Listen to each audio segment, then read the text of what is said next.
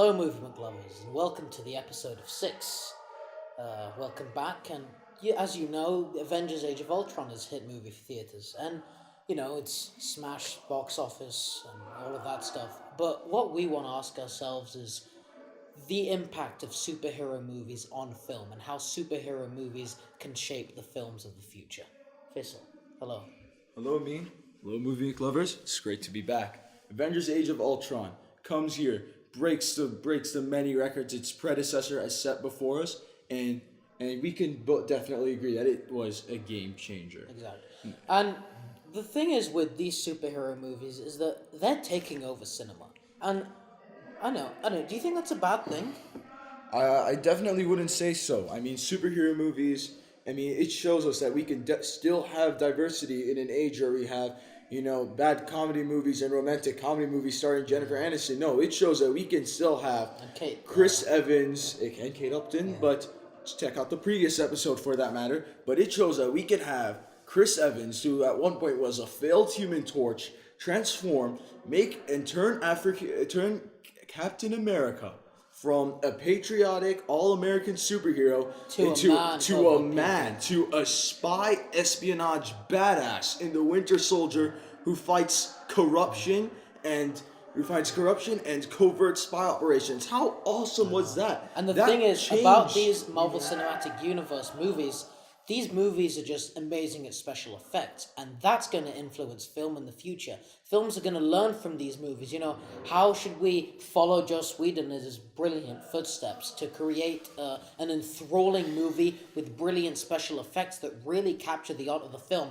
That's what the Marvel Cinematic Universe is going to do for movies. That's what the fans want. Okay, we like drama movies, but what do we do in the summer? We watch freaking Avengers. That's what we do in the summer.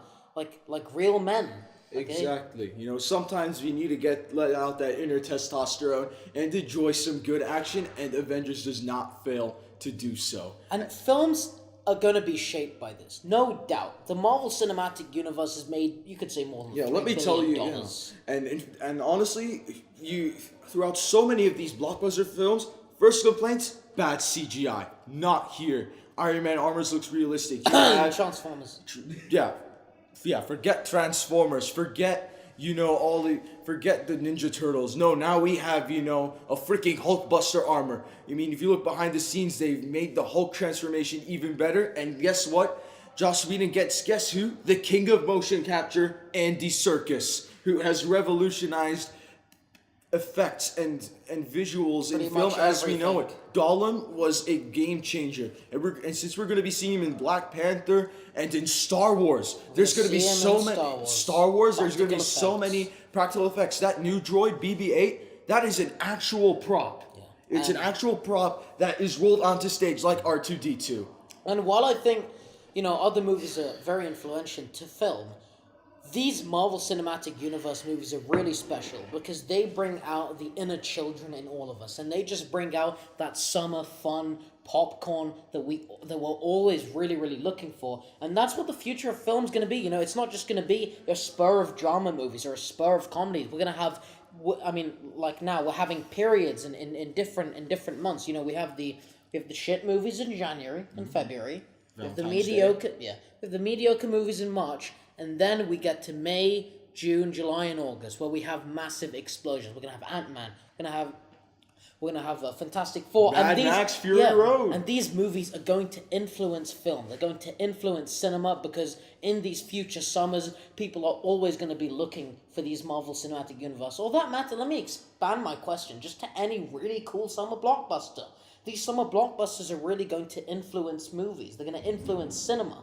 They're going to make moviegoers more aware that, this is summer. This is the month of summer movies. Very, very interesting take, but here's kind of where I disagree to a certain extent, because what makes MCU movies, apart from any other action movie that would be directed by Michael Bay or have the Expendables in it, is because they still have deeper meanings to it. Sure, they're fun and all, but they still have deeper meanings to it.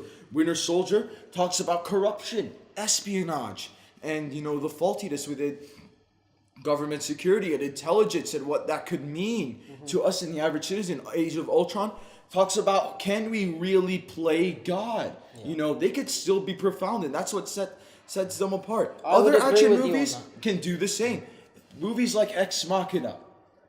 I don't think I've seen a movie as philosophical since The Matrix, and that just blew me away. And that's kind of what makes, you know, superhero movies like these set them apart. Now DC's now becoming a player, putting realistic takes. This is the problem with DC. They come out with a bunch of really, really bad movies, Green Lantern, and then they come and then they give us The Dark Knight. Or they come and they give us The Dark Knight Rises, or they come and give us, you know, any type of movie like that. But the Marvel Cinematic Universe, even though I'm a bigger DC fan myself in the comic book region, I like the Marvel Cinematic Universe movies more. Because they're consistent. They can all... Iron Man 2. Let's forget about that. Forget that. But... Incredible Hulk. Yeah, whatever. And Hulk 1. And Hulk 1. But what we need to remember is that Marvel is very consistent, and it always can, you know, surprise us with really great movies that shape the summer. They're taking over our lives. They're taking over our summers, and they're making our summers more meaningful because they are influencing films in this way. Back then, we didn't have summer movies like this. Not to that extent, no. Yeah, we never had this glorious use of special effects in movies. We haven't had that. I mean, alone, Superman. Avengers: Age of Ultron had over 3,000 special effects shots. I mean, that's what makes the movie special. And, you know, that's what makes these movies worth watching, and that's how they're going to influence film, you know? You know what I'm saying? Oh, yeah, definitely, without a doubt. You know, how, you know, they have great special effects, they're intellectually profound, you know, that's what kind of sets them apart. Now, let's look at DC's take. How will they put a role in film history? Now, they're definitely trying to go for the Nolan take. The grittier, realistic version.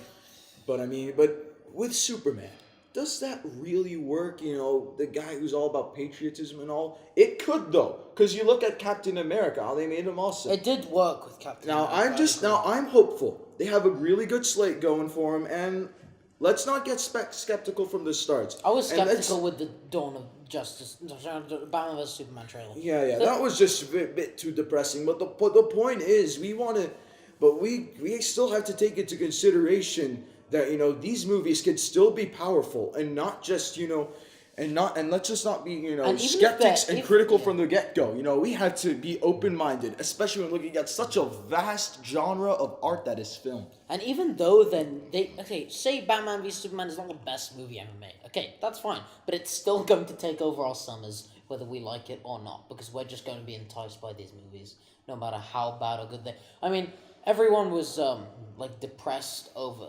Terminator Genesis, but you're gonna see it, I'm gonna see it, everyone's gonna see it. Yeah, it's gonna be inevitable. I knew that it was inevitable that Age of Extinction would win $1.2 billion in the box office. I mean, yeah, I fucking dreaded it. But it still happened whether we like it or not. We had to take it into consideration that some of these blockbuster movies can have some sort of intellectual profoundness. Yeah, exactly. Maybe even Furious 7. That was still, you know... I'm not gonna go that far, but okay. I don't know, but I mean, you could go that far. You can go that far with Furious 7. What does it have in it? It could talk about loss and things like that and how that affects our lives while still making it a All fun you movie. got from Furious 7 was the exquisiteness of Vin Diesel's voice, I could say. Okay. Yeah. So, and then The Rock's biceps. To sum up that, you know, we want your opinion, Movie McLovers. Yeah. You know, what do you think? And give us some suggestions as to what questions are just flipping you off. What questions do you want us to answer? Yeah. So, enjoy the movie, subscribe, like, share with your friends. Yeah. Thank you for watching. Yeah. Think about what sort of parts about the art of film do you think about, and you know, and remember, let's just not, you know, put these summer blockbusters, you know, let's not cast them aside and say they're not profound at all. Yeah. No, they can be very powerful. So yeah, don't forget to like, subscribe, share, and we'll see you next week.